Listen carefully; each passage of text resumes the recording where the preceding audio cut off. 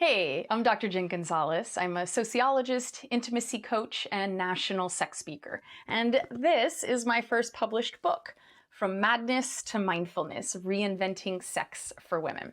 And this is my field of work. And I know it's difficult for many couples to be able to communicate well and effectively when it comes to emotional needs, resentments, hurt feelings, and unmet sexual desires. We've just never been taught how to handle these concerns in a responsible, mindful, compassionate, and fully self-expressed way. So I'm going to read a bit for you from my relationships and communication chapter in my book. So let's start with the word intimacy. What does it mean to you? Emotional closeness, trust, sharing, physical closeness, sex, being raw and real? It can mean all of these things and more. In this chapter, I primarily refer to intimacy in terms of emotional closeness, sharing, and communication. It's about being emotionally open versus being emotionally closed. The most important part of intimacy is being vulnerable with someone else and receiving that vulnerability in return. You might use the word vulnerable to represent weakness, allowing yourself to be vulnerable to attack or hurt. This is one definition of the word. However, at the core of that definition, and the definition I use, is choosing to put your armor down. When I write about vulnerability, it actually represents the opposite of weakness. To choose to be vulnerable with another person requires strength. It means feeling secure enough in yourself and with the other person to let your walls down. It's letting them see and experience the real you and all your human beauty and messiness. And it's allowing them to do the same. This takes a lot of courage. It can be the most terrifying thing to do with another human being because of the potential of feeling judged when you've dismantled your emotional armor. Such judgment can feel like an attack on your core self.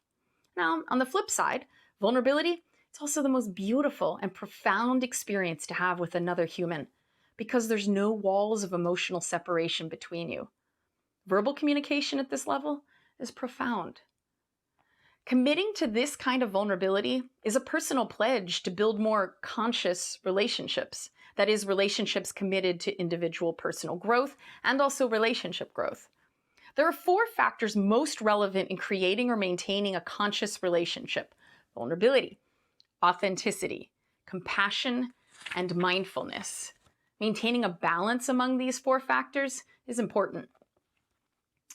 Reactive patterns. Mindful awareness expands our sense of self by dissolving the prison of repeating patterns of thoughts and response, writes Daniel Siegel. One of the main things that gets in the way of honest and present communication is our reactive patterns. Early in a dating relationship, have you ever said something innocuous to your partner only to have them unexpectedly fly off the handle?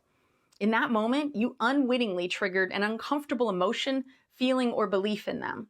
Their angered response was indicative of an existing pattern of using anger to distance themselves from that discomfort, either by blocking it or by stopping what's being said in the moment from continuing.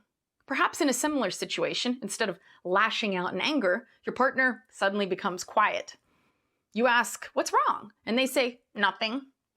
Again, this is a learned pattern, probably developed long ago to stop that discomfort. That pattern, though, is to stop discomfort by pulling back from verbal communication and retreating inward. We all have some version of these patterns. It's like a prison of the mind, and most folks don't realize that they can break out of their cell. These patterns get in the way of authentic communication and can make it difficult to create healthy, sustainable, and intimate connections. So if you'd like to learn skills in how to break patterns by using mindfulness and compassion skills, or specific skills in overcoming sexual shame, how to be more authentic and connected, or how to empower young women around their bodies and their choices, I really think you will appreciate From Madness to Mindfulness, Reinventing Sex for Women. So thank you for your time and be kind to yourselves. Bye, folks.